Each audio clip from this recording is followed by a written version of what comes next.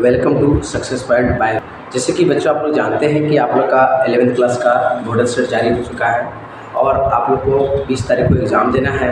तो आइए हम आपको बायोलॉजी का पूरा मॉडल सेट सॉल्यूशन कराएंगे। तो मेरे साथ बने रहिए। अगर आपको पूरा हर सब्जेक्ट का मॉडल सेट देखना हो तो मेरे चैनल को लाइक शेयर एंड सब्सक्राइब जरूर करें। पूरा बायोलॉजी इंग्लिश आपको मैं इस अपने चैनल पर बताऊंगा। आइए हम लोग देखते हैं। ये हम लोग का झारखंड अधिविद्य काउंसिल के द्वारा रांची के द्वारा वार्षिक इंटरमीडिएट परीक्षा में 2024-25 के लिए मॉडल क्वेश्चन पेपर जारी किया गया है, जो कि आपको 1 घंटा में 40 प्रश्न, आपको 40 क्वेश्चन का जवाब देना है।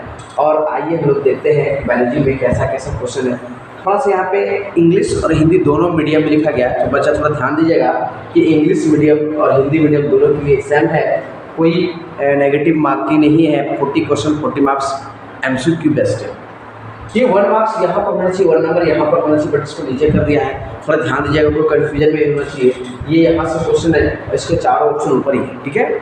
तो जैसे कि हम लोग देख रहे हैं 1 नंबर क्वेश्चन, पहला क्वेश्चन कह रहा है मॉसेस और लाइकेन का पारिस्थितिकी महत्व अधिकतम होता है। तो हम जानते हैं मॉस एक प्रकार का घास है और लाइकेन जो है कवक और शैवाल का सहजीवी है, उसे लाइकेन कहते हैं। इसका आर्थिक इकोनॉमिकल वैल्यू क्या है, इकोनॉमिकल महत्व क्या है? तो पहला ऑप्शन कह रहा है कि ये बंजर चट्टानों पर बस जाते हैं और चट्टान को विघटित करते हैं। बिल्कुल सही बात है कि चट्टानों पर ये उग जाते हैं और उसे विघटित तोड़ने से क्या करते हैं, उस तोड़ते रहते हैं। फिर कह रहा है सेकेंड क्वेश्चन कह रहा है मिट्टी के कटाव को रोकने में उनके योगदान के कारण। अच्छा, मिट्टी के कटाव को क्या कहते हैं, रोकने में। इनकी मिट्टी जहाँ पर सोल जो इरेजन हो रहा है, मृदा माने अपरदन हो रहा है, तो वो इसे रोकने का भी काम करता है। थर्ड कह रहा है पारिस्थितिकी उत्तराधिकारी में उनके योगदान, यानी कि इसका पारिस्थितिकी जो इकोनॉमिकल सिस्टम है उसका उत्तराधिकारी है, ये होना चाहिए। और 4th नंबर कह रहा है ऑल ऑफ दीज। तो प्यारे बच्चों, इस सही आंसर सही है, तो हम लोग इसका क्या जाएंगे बच्चों, इसका आंसर जो जाएंगे वो जाएंगे इनमें से सभी ऑल ऑफ दीज के साथ जाएंगे। और हमारा जो आंसर होगा इसका, तो हम लोग बोलेंगे all of these, this is your right answer. आइए हम लोग सेकंड क्वेश्चन की बात करते हैं। अगर सेकंड क्वेश्चन की अगर हम लोग बात करेंगे तो हम लोग सेकंड क्वेश्चन की बात करेंगे। सेकंड क्वेश्चन आपका ये है जैमे जो है, जैमे अलैंगिक कलिकाएं होती है जो छोटे पात्रों से उत्पन्न होती है, जिन्हें जेमा कप कहा जाता है। जेमा कप क्या होता है, यह एक तरह का पौधे के ऊपर, फूल के ऊपर जो है, किसी पौधे के फूल के ऊपर छोटी छोटी कलिकाएं होती है, ये पाई जाती है।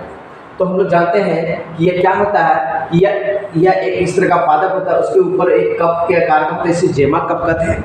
ये क्या है, ये फ्यूलेरिया है, मार्चेसिया है, फर्न है, स्पेगनम है, यानी कि ये चारों प्लांट का नाम है। तो किस प्रकार के प्लांट में अलैंगिक जनन होता है, तो हम लोग जानते हैं कि मार्चेसिया एक ऐसे प्लांट होता है जिसके ऊपर पर एक कप के आकार पाता है, जिन्हें कि हम लोग जेमा कहते हैं। आइए हम लोग क्वेश्चन 3 की बात करते हैं। क्वेश्चन 3 की अगर हम लोग बात करते हैं, क्वेश्चन 3 है निम्नलिखित में से कौन सा एस्कोमैटिसिस के लिए गलत है। माने इनमें से 4 है एस्कोमैटिसिस, उसके लिए कौन सा ये गलत है, लेकिन इनमें से कौन सा गलत कथन है। तो देखिए कि ये क्या है, एस्कोमैटिसिस क्या है। तो एस्कोमैटिसिस क्या है, विभिन्न रंगीन फूलों में फूलों से बने होते हैं, ये बिल्कुल सही कह रहा है। एस्कोमैटिसिस का थैला बिना विभाजित के बिना शाखाओं वाले कवक का जाति, गलत। बिना विभाजन की नहीं होता है एस्कोमैटिसिस जो होता है, विभाजन बिना विभाजन की नहीं होता है, ये विभाजन कहते हैं, यही तो कथन गलत है। और ये आपको लग रहा है कि लैंगिक प्रजनन के द्वारा होता है, बट ये कथन क्या है बच्चों, गलत है। तो हम लोग जाएंगे 3 का आंसर जो होगा बच्चों वो बी नंबर आंसर होगा। आइए हम लोग क्वेश्चन नंबर 4 की बात करते हैं। आप लोग को पढ़ाए होंगे एंजियोस्पर्म और जिम्नोस्पर्म। यहाँ पर बच्चों जिम्नोस्पर्म है, तो ऐसा बीज होगा, ऐसा फल होगा, फल फूल बीज पत्तियाँ होगा, बीज तो होगा लेकिन बीज पर आवरण नहीं होगा। और एंजियोस्पर्म बताए थे आपको कि फल फूल बीज सभी चीज़ संपूर्ण, हम लोग थैलोफाइटा, ब्रायोफाइटा, डेरिडोफाइटा, एंजियोस्पर्म, जिम्नोस्पर्म सारा चीज़ पढ़े।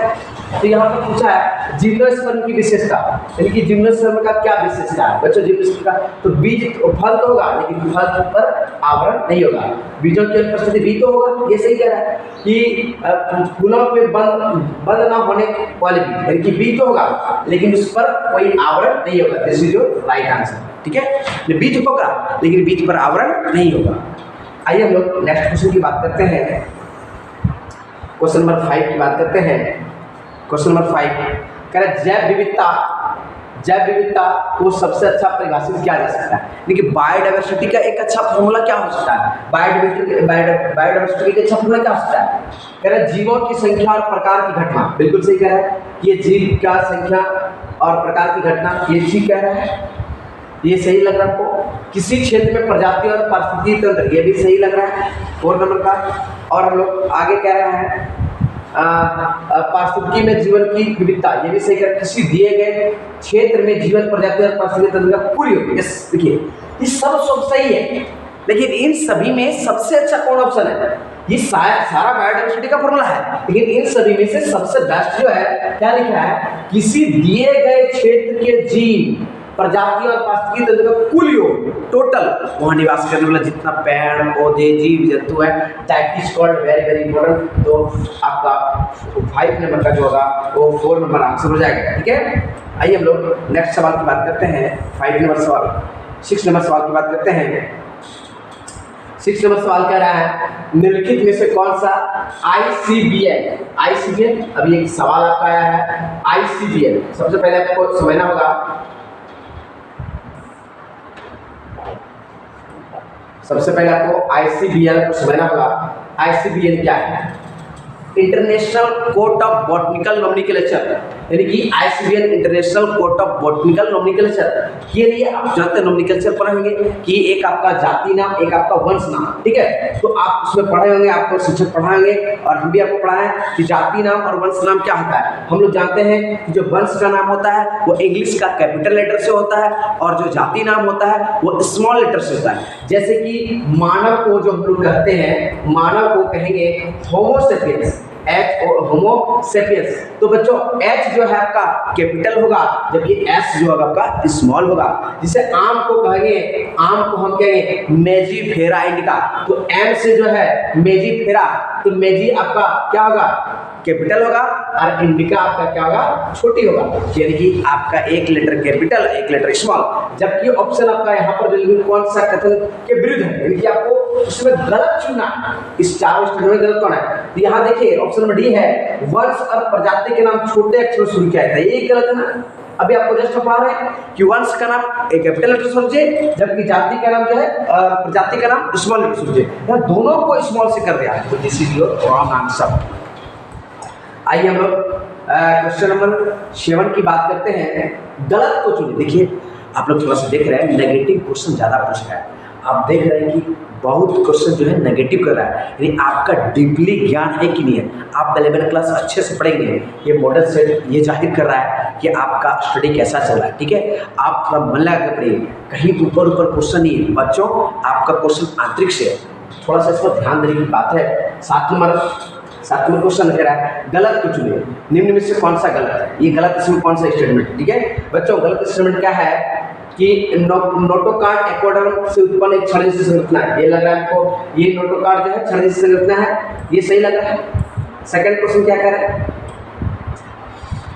इसका थोड़ा सा फिर कह रहा है कि पेरिफेरा इक्वेडर्म में कितना जानवरों को नोटोकार्ड नहीं होता, ये भी सही कह रहा है। और लग रहा है इसमें से आपका जो है 7 नंबर का आपका कह रहा है कुछ कार्डेट में नोटोकार्ड को कैसे रूप स्तंभ द्वारा प्रतिनिधित्व किया जा सकता है, इन्हें क्वेश्चन कैसे रूप की जीव कहते हैं। कुछ कार्डेट का मतलब पढ़े थे घोंघा मोलास्का जितना जीव होते हैं उसमें स्तंभ द्वारा प्रतिस्थापित किया जाता है, इन्हें कशेरुकी कहा जाता है। ये क्या कहते हैं बच्चों? कशेरुकी। ये कथन जो है बच्चों गलत है, ये कार्डेट वर्ग में कशेरुकी नहीं होता है, इसका कशेरुका नहीं होता है। इनके ऑप्शन नंबर का इज राइट, ये गलत है, बात सब क्या सही है। क्वेश्चन नंबर 8 की बात करते हैं। थोड़ा सा मॉडल सेट तो है ही अपने लेवल पे, ठीक है। फिर एक पुष्पक्रम में जहां फूल पार्श्वी रूप से एपोपेटल अनुक्रम में उत्पन्न होते हैं, सबसे युवा फूल की कली की स्थिति होगी। सबसे युवा फूल जो होगा वह क्या होगा? निकट होगा या दूर होगा? अब देखिए सबसे युवा फूल, जैसे एक फूल बच्चों, ये एक फूल है, फूल की डाली है, ये इसका पौधा है, तो यह जो है एक इधर से निकला, एक इधर से निकला, एक इधर से निकला, एक इधर से निकला, एक इधर से निकला, तो यह जो है यह जो फूल होगा यानी कि या क्या निकटतम होगा या दूर होगा, तो यह बच्चों सुदूर यानी कि सबसे क्या होगा, इससे दूर होगा, यानी कि आपका डिस्टेंट यानी कि आपसे क्या होगा, यह सुदूर यानी कि थोड़ा सा दूर होगा। यह नजदीक होता लेकिन यह क्या बच्चों दूर होगा। आइए हम लोग क्वेश्चन नंबर 9 की बात करते हैं। 9 की बात करते हैं, निम्नलिखित में से कौन सा कथन द्विपार्श्विक रूप से सममित फूल होते हैं। द्विपार्श्व, देखिए द्विपार्श्व क्या होता है, इस चीज को थोड़ा समझा रहा आपको कि कोई भी एक फ्लावर है उसको सेम क्रम में बांटना, एक बराबर बराबर भागों में बांटना, ये द्विपार्श्व का होता है। द्विपार्श्व समित, समित आप लोग पढ़ेंगे बराबर बराबर चीजों में बांटना। तो लिख रहा है ये क्वेश्चन लग रहा है, पहला ऑप्शन इसका कह रहा है निम्नलिखित कौन सा कथन सही है, निम्नलिखित में कौन सा कथन सही है, इसमें कौन तो 4 में से सही है, ठीक है। 9 नंबर का क्वेश्चन कौन सही है, तो द्विपार्श्व रूप से समित फूल होते हैं, थोड़ा सा है क्या,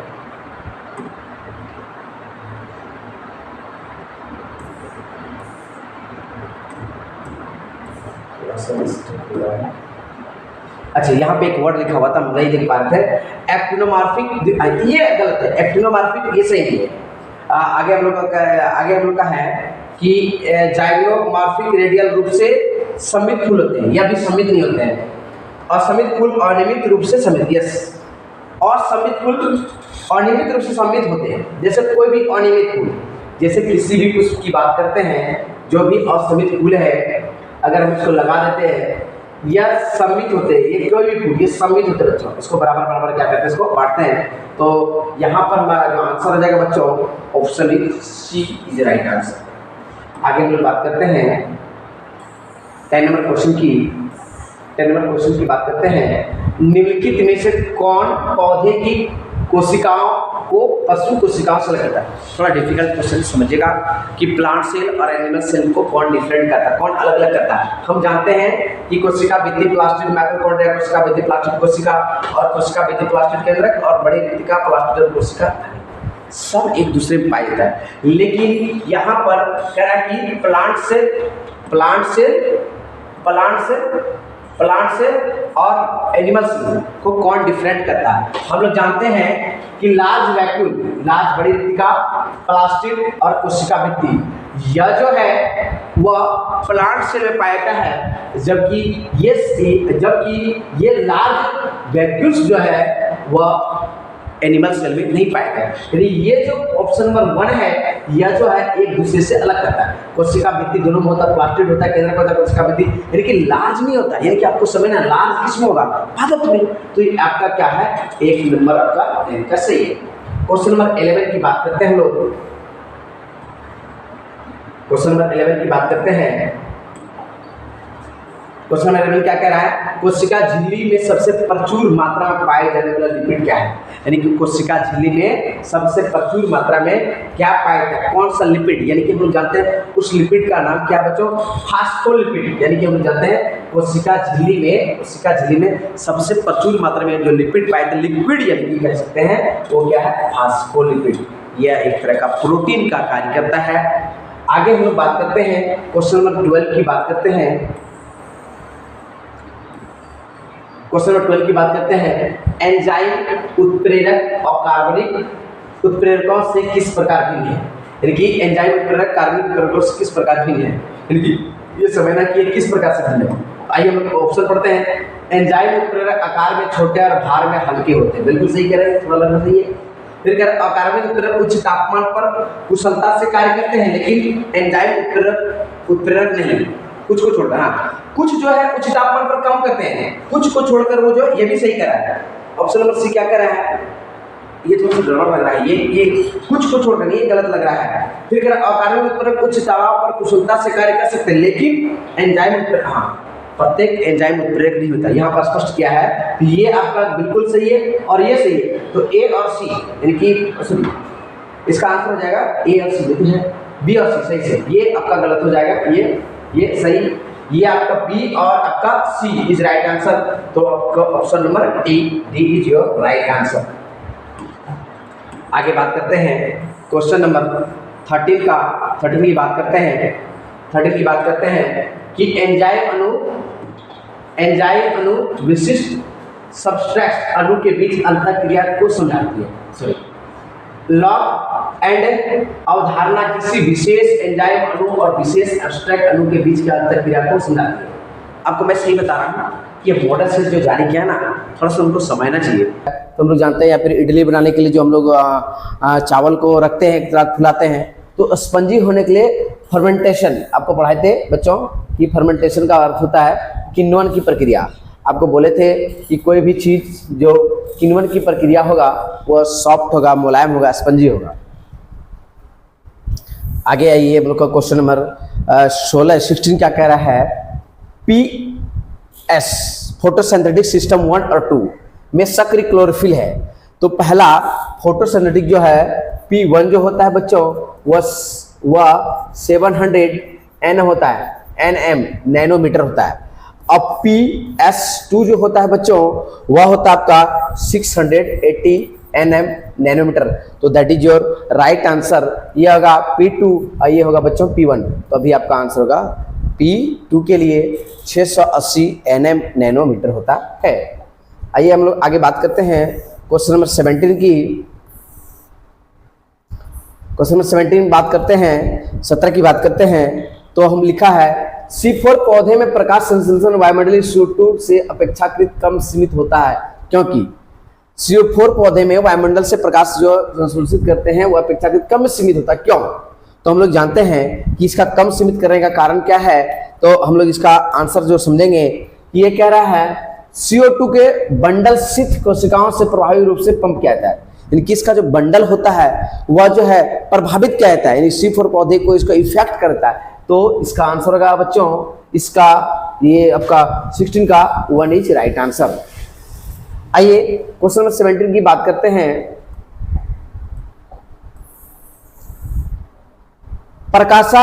प्रकाशाभिविनति के महत्वपूर्ण भूमिका क्या निभाता है, यानी प्रकाशानुवर्तन। प्रकाशानुवर्तन क्या होता है बच्चों, आपको हम बता दें कि जैसे आपका एक घर है, जैसे कि आपका एक घर है, मकान है, या खिड़की है, या इधर दरवाजा है, इधर आपका ये है, तो यहाँ पर मान के लिए कोई पौधा उग गया, ये पौधा उग गया, ठीक है।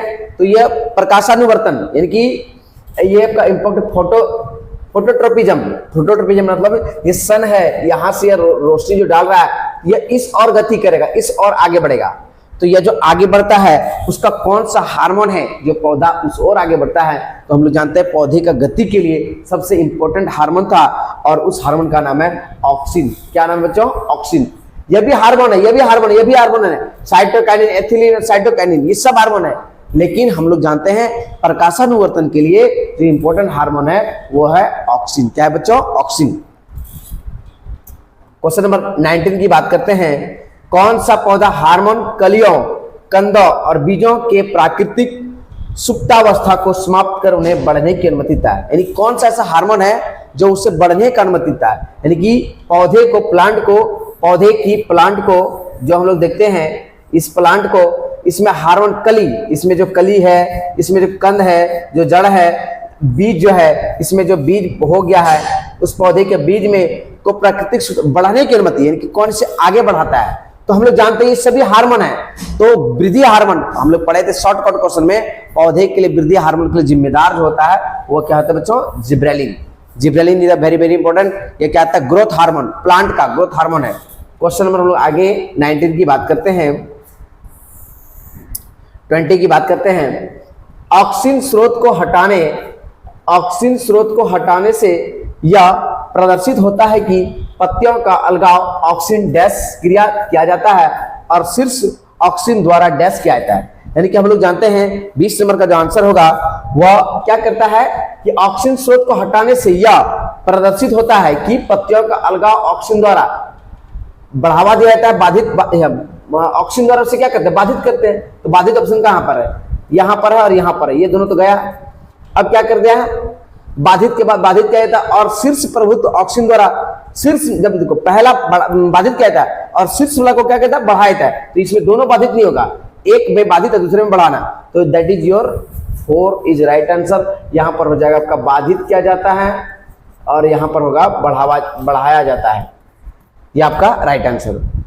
ये आपका जो क्वेश्चन नंबर 21 है, 21 का बच्चों जो हम लोग देख पा रहे हैं 21 का ग्लाइकोलाइसिस में सही क्रम क्या है, यानी कि जो पीईपी फास्फो इनोलेट फास्फेट, पीजीपीएल यानी कि फास्फोग्लाइसिल फास्फेट, ये जो हार्मोन है इस सभी इसका सही क्रम क्या है, यानी कि 21 की अगर हम लोग बात करते हैं तो इसका आंसर हो जाएगा बच्चों बी पीईपी, फिर इसका आंसर है 3G6P, 3PG, 3PG और पीईपी, ये आपका सही आंसर है। आइए हम लोग क्वेश्चन नंबर 22 की बात करते हैं। क्वेश्चन 21 कह रहा है पार्विक अम्ल plus CO plus NAD citric अम्ल NaHDH प्लस, इस अभिक्रिया को क्या कहते हैं, यह किस तरह का अभिक्रिया है। 22 जो है हम लोग जानते हैं यह किस तरह का अभिक्रिया है। यह पार्विक ऑक्सीडेशन यानी कि अम्ल का लेना और देना, ऑक्सीडेशन। लिंक अभिक्रिया, लिंक माने क्या, एक दूसरे जुड़ा हुआ रहना, बोथ ए एंड बी और नन ऑफ दीज। तो ये क्या है, यह लेता प्लस लेता और देता दोनों अभिक्रिया है, लिंक है, एक दूसरे जुड़ा हुआ। तो ऑप्शन नंबर आपका सी इज राइट आंसर, दोनों बोथ ए एंड बी। आइए हम लोग आगे बात करते हैं।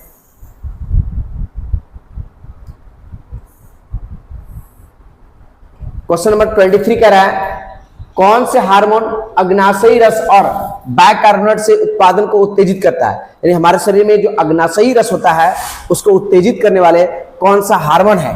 तो ये सभी हार्मोन है, हम लोग जानते हैं एंजियोटेंसिन, एस्प्रोफिन, गैस्ट्रिन, इंसुलिन, कैलिकोस्ट्रोकाइटिन और सिट्रेटिन और इंसुलिन और ग्लूकाइन, ये सभी हार्मोन है। लेकिन हम लोग जानते हैं कि हम लोगों का अग्नाशयी रस में बाइकार्बोनेट को उत्पादन उत्तेजित, इनकी बाइकार्बोनेट के द्वारा उत्तेजित जो होता है वो किस हार्मोन के द्वारा होता है, ये जो हम लोग जानते हैं ये किस हार्मोन के द्वारा होता है।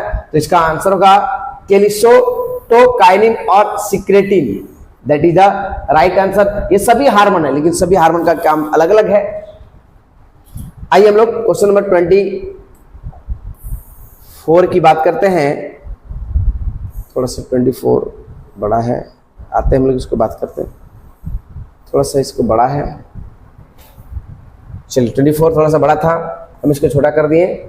आइए श्वसन तंत्र में ABCD क्या प्रदर्शित करता है। अब देखिए ये श्वसन तंत्र आपका फेफड़ा रिब्स का फोटो है, ये आपका A है, ये B है,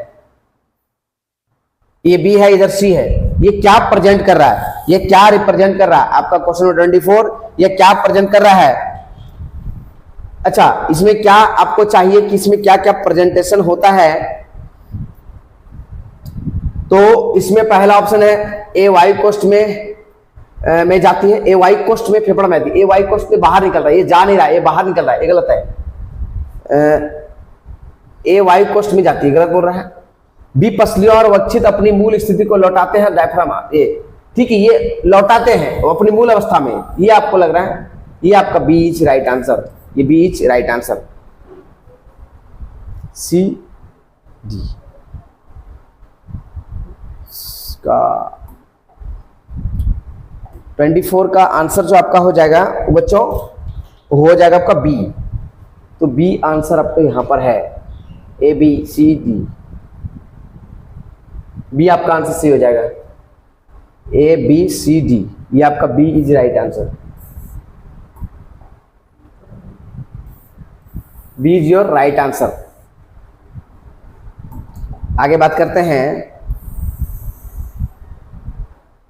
बलपूर्वक, कह रहा है बलपूर्वक प्रेरणा के बाद अधिकतम बलपूर्वक श्वसन द्वारा बाहर निकाले जाने वाले वायु की मात्रा, हम लोग जो वायु IRV inspiration rate of velocity, यानी कि आप क्या कितना आप वायु को बाहर निकाल रहे हैं, TB टोटल वॉल्यूम, अब कितना जो शरीर से वायु को बाहर निकाल रहे हैं, टोटल जो आपके शरीर से वायु जो निकलेगा तो वह क्या कहलाता है, ठीक है। तो यानी कि इसमें से हो जाएगा बच्चों आपका IRV, TC और TB, यानी कि ये आपका सही आंसर हो जाएगा IRV, TB और ERC, ये आपका सही प्रक्रम है। आगे देखते हैं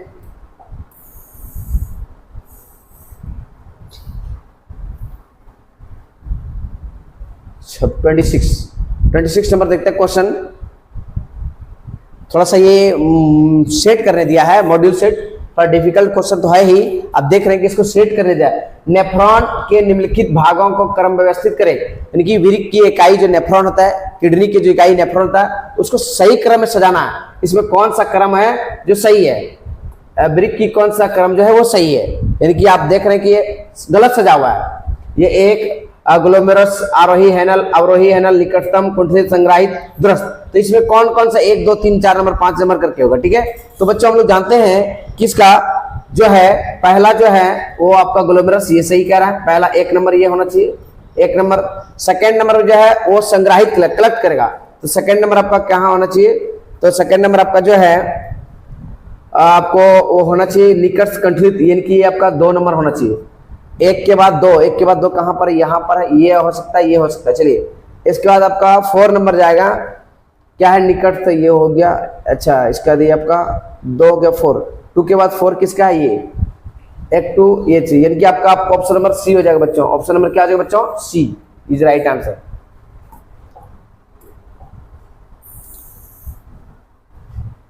ट्वेंटी 26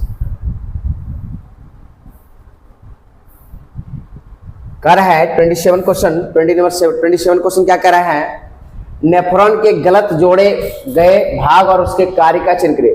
इसमें से नेफ्रॉन का कौन सा गलत जोड़ा है, नेफ्रॉन का कौन सा गलत जोड़ा है, यानी कि इसमें से कोई एक जो जोड़ा लगाया है वो गलत है। बेमोन कैप्सूल के ग्लोमेरुलस, ये सही जोड़ा है। पीटीसिन एन और केपी पुनः अवशोषित, ये सही जोड़ा है। कह कि DC regulator of the glucose, अच्छा ये गलत जोड़ा है, ये आपका सही आंसर है। इसमें गलत जोड़ा है, ये नहीं जुटेगा, ये आपका गलत आंसर है। फिर कह रहे हैं 28 नंबर क्वेश्चन देखिए कि ABCD को पहचाने और विकल्प को चयन करें, यानी ABCD जो है उसका नाम लिखना है कि ABCD क्या है। तो ABCD जो है इसमें इसका नाम लिखना है कि ABCD को हम लोग क्या कहेंगे। ठीक है, तो ABCD में जो हम लोग ये जो है ये वाला क्या है, ये तो साइड आर्म है। ये क्या बेटा, ये बच्चों क्या है, साइड आर्म, और ये साइड आर्म है डी नंबर। और सी जो है आपका हेड, सर की भाग है, इसको हम लोग हेड कह सकते हैं, है ना, हेड कह सकते हैं, HEAD। तो देखिए सी में हेड होना चाहिए, सी में हेड तो सब जगह है। साइड आर्म यहाँ पर होना चाहिए, डी में साइड आर्म यहाँ पर है, यानी कि ऑप्शन नंबर क्या आ जाएगा, B is your right answer. आगे हम लोग बात करते हैं 29 की। नीचे सार्कोमेर का चित्र स्पष्ट किया गया, ए और डी की पहचान करें, तक लेवल दिया गया भाग को पहचान करें, यानी ए से लेकर के डी तक का लेवल पहचान करें कि ABCD क्या है, चारों का लेवल क्या है, चारों किस लेवल में बैठेगा। तो हम लोग जाइए आते हैं, ए क्या है, एक बैंड है, एक तरह का बैंड होना चाहिए। ए बैंड यहाँ पर भी है, यहाँ पर भी है, एक तरह का बैंड है, ए बैंड है। ए बच्चों क्या है, बैंड क्या है, दोनों को जोड़ा है, यहाँ पे देखिए दोनों को जोड़ने का काम कर रहा है, तो बैंड यहाँ पर यहाँ पर, ये दोनों में से कोई एक हो सकता है। ठीक है, और हम लोग का ए तो बैंड है, बी और सी डी है ना। बी क्या है, तो बी हम लोग का जो है बच्चों बी जो है हम लोग का यहाँ पर क्या है, तो बी क्या है, तो बी एक लाइन के रूप में दिख रहा है आपको, बी एक लाइन के रूप में दिख रहा है, लाइन बी में लाइन होना चाहिए, B line, H line, Z line, है ना। तो यहाँ पर एक बी लाइन है, चलिए ठीक है। और सी जो है और डी, तो यहाँ पर आपका जो है बी लाइन और एच आई बैंड है, डी में आई बैंड है, यहाँ पर देख सकते हैं बैंड है, यानी कि आपका ऑप्शन नंबर जाएगा 29 का ए, 29 का ए।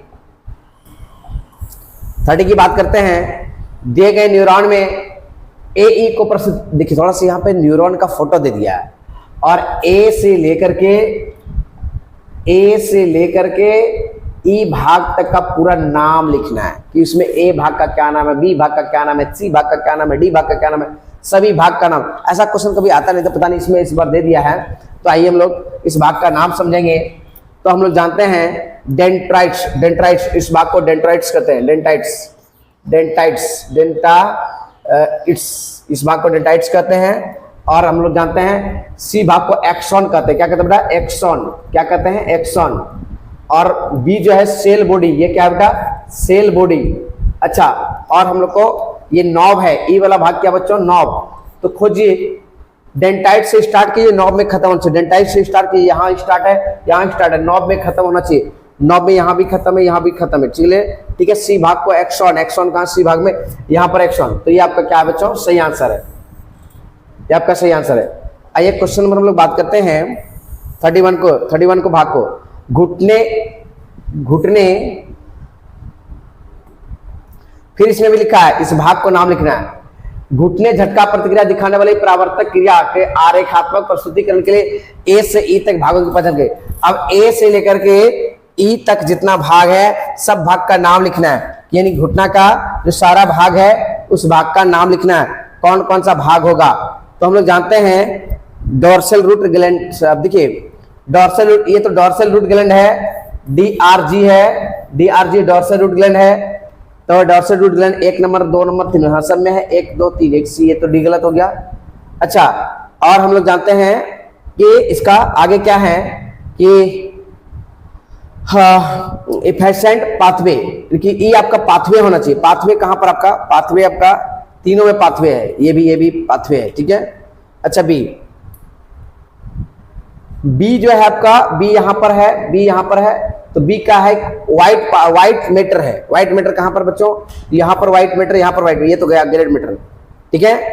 अच्छा सी जो है बच्चों वो क्या है, सी जो है ग्रे मैटर, सी यहां पर क्या है ग्रे हरा कलर का मैटर, सी यहां ग्रे मैटर यहां भी ग्रे मैटर, चलिए दोनों आ रहा है। लास्ट डी तो हो गया, तो आपका यहां पे आंसर हो गया आपका ए नंबर, आपका क्या हो जाएगा बच्चों, ए नंबर आंसर हो जाएगा। क्वेश्चन नंबर हम लोग 22 की बात करते हैं। 22 में मनुष्य में अंतःस्रावी ग्रंथि की पहचान करो। अब इसमें कह रहा है ए से लेकर के एच तक की अंतः ग्रंथि, ए से लेकर के ए से स्टार्ट होगा और एच तक में, तो ये जानते हैं इस वाला भाग को हम लोग थोड़ा दिन जस्ट ही पहले पढ़े थे। तो ये क्या है, तो ये हम लोग का एक ग्लैंड है, ए से एच है ना, ए से एच हम लोग को ग्लैंड है। तो ओवेरी सिस्टम है, ओवेरी अंडाशय, ओवेरी ग्लैंड है। और ये जो है यहाँ पर पेनियल ग्लैंड है, ये माथा के पास जो है मस्तिष्क में पेनियल, PINEAL पेनियल ग्लैंड, पेनियल ग्लैंड से स्टार्ट होना चाहिए, ये ओवेरी ग्लैंड है। अच्छा डी वाला भाग को हम लोग जानते हैं थायराइड ग्लैंड, क्या है बच्चों ये थायराइड ग्लैंड है ना। तो देखिए डी वाला भाग को थायराइड ग्लैंड है। इसके बाद ई वाला जो है ये थैलेमस ग्रंथि, ई वाला थैलेमस ग्रंथि, ठीक है। अच्छा देखिए बच्चों, और आपका जी वाला क्या बच गया, जी वाला तो बताया आपको, और जी हाँ सॉरी जी वाला सॉरी ये जी वाला भाग है और ये एच वाला भाग है। जी वाला भाग है ओवेरी, ये अंडाशय, दो अंडाशय, और ये वाला जो है पुरुष का भाग है, ये टेस्टिस, क्या है बच्चों टेस्टिस।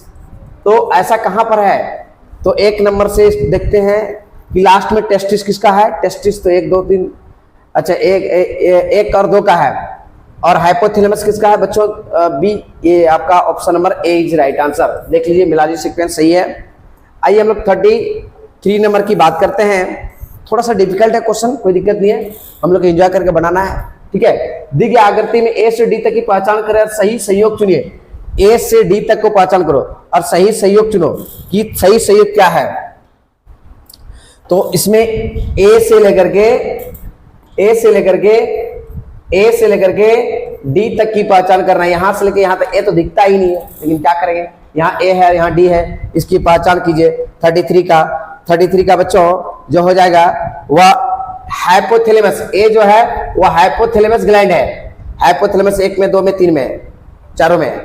अच्छा डी क्या है, प्रोस्टेट पिक्चर जो है वो डी आपका, प्रोस्टेट पिक्चर ए है, यानी कि आपको ए नंबर इज राइट आंसर। आगे हम लोग 34 की बात करते हैं।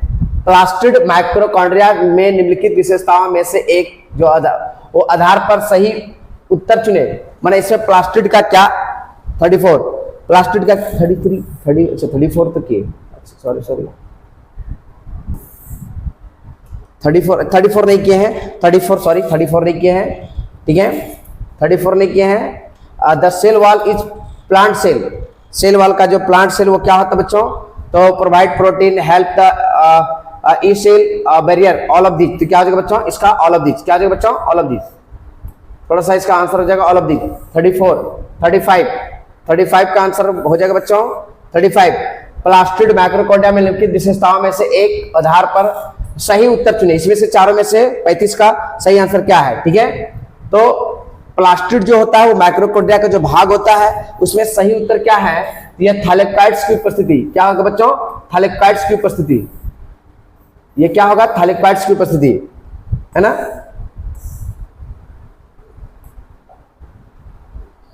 आइए हम लोग नेक्स्ट क्वेश्चन की बात करते हैं। 36 की बात करते हैं। निम्नलिखित कथनों पर विचार कर सही कथन वाले विकल्प को चुने। इनमें से कौन सा कथन जो है सही विकल्प वाला है, इसमें से कौन सा कथन सही है, ठीक है। तो हम लोग जानते हैं एंड्रोमेम्ब्रेन सिस्टम में प्लाज्मा झिल्ली और गोल्गी कॉम्प्लेक्स, लाइसोसोम और रिक्तिकाएं शामिल है, ये सही कह रहा है। तो 1 नंबर सही है। कह रहा है ईआर पदार्थ परिवहन और लिपिड प्रोटीन द्वारा ये मदद करता है, ये भी सही कह रहा है। राइबोसोम प्रोटीन सिंथेसिस में शामिल हो रहा है, ये भी सही कह रहा है। माइटोकॉन्ड्रिया ऑक्सीडेशन फास्फोड एटीपी द्वारा उत्पादन में मदद करता है, ऑल ऑफ सही है, सभी सही है। तो सभी सही के लिए क्या होगा, option number A is right answer. 1 2 3 4 सभी सही है, ठीक है। 36 की बात करते हैं। आइए हम लोग 36 हो गया, 37 की बात करते हैं। नीचे दी गई सूची को द्वितीयक उपापचय उत्पादक का चयन करें, इसमें से कौन सा द्वितीयक उत्पादक उपापचय है। 37 की बात करते हैं। तो 37 सभी ये तो लग रहा है, एक्वालाइट, रबर, आवश्यक तेल, एंटीबायोटिक, रंगीन सुगंध, कौन मसाले, ये सभी हैं 1 से 9 तक, ऑल ऑफ दीज का आंसर है 1 से 9, ये तो आपका सही आंसर है, ये आपका 1 नंबर, तो सभी हैं। आइए लोग 38 की बात करते हैं। 38 की बात करते हैं। वाटसन और क्रिक ने डीएनए मॉडल के अनुसार क्या कहा था। वाटसन और क्रिक ने क्या कहा था, डीएनए डबल हेक्सेन के रूप में मौजूद था, सही बात कर रहा है। पॉलीनुक्लियोटाइड की 2 श्रृंखला एक दूसरे विपरीत दिशा में होते हैं, बिल्कुल सही कह रहा है। और सी तो नहीं, ए भी सही है, यानी कि बैक्नोचिचेन नहीं, गलत बात है। यानी कि आपका ये नंबर आपका जो है 38 का B number, B is right answer, 38 का बी इज राइट आंसर। आइए हम लोग 39 की बात करते हैं। निम्नलिखित में से किस रासायनिक पदार्थ की बंद ऊर्जा और जीवों में ऊर्जा मुद्रा के सबसे महत्वपूर्ण रूप से प्रतिनिधित्व करती है। तो 39 का जो आंसर होगा वो बच्चों क्या होगा, वह होता है वह एटीपी के रूप में एडेनोसिन ट्राइफॉस्फेट जो प्रतिनिधित्व करता है रासायनिक बंधन ऊर्जा, एटीपी के रूप में, एटीपी इज आंसर आपका 1 नंबर। आइए हम लोग लास्ट क्वेश्चन है, हम लोग 40 नंबर की बात करते हैं। 40 नंबर की अगर बात करते हैं, कोशिका चक्र के संबंध में कौन सा कथन सही है। कोशिका चक्र के संबंध में कौन सा कथन सही है, तो आइए लोग पढ़ते हैं। एम चरण के आराम चरण भी कहा जाता है, क्योंकि इस चरण के दौरान डीएनए प्रकृतिन नहीं होता, ये बिल्कुल सही कह रहा है, ये सही बात कर रहा है कि आराम का चरण है। ये पहला चरण क्या है, आराम का चरण है। इंटरफेज वह समय है जब कोशिका विभाजन के लिए तैयार, इंटरफेज में नहीं, ये गलत बात है, डीफेज में चेंज होता है। इंटरफेज के प्रमुख चरण में से विभाजित किया जाता है, ये लग रहा है, ये भी मेरा क्या है, सही है। और इंटरफेज जो लगातार एम नहीं, ये गलत बात है। यानी एक और सी, ए 1 और सी, 1 और 3, option number 40 is right answer, ठीक है। 40 का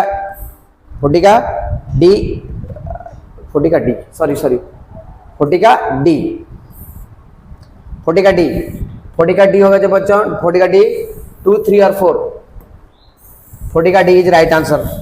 थैंक यू मेरा वीडियो देखने के लिए, आपको बहुत बहुत धन्यवाद। मेरे चैनल को लाइक शेयर और सब्सक्राइब जरूर करें। यह मॉडल सेट थोड़ा हार्ड था, आप लोगों को भी हार्ड लगा, लेकिन आने वाला मॉडल सेट मैं आपको बहुत इजीली मोड में कराऊंगा।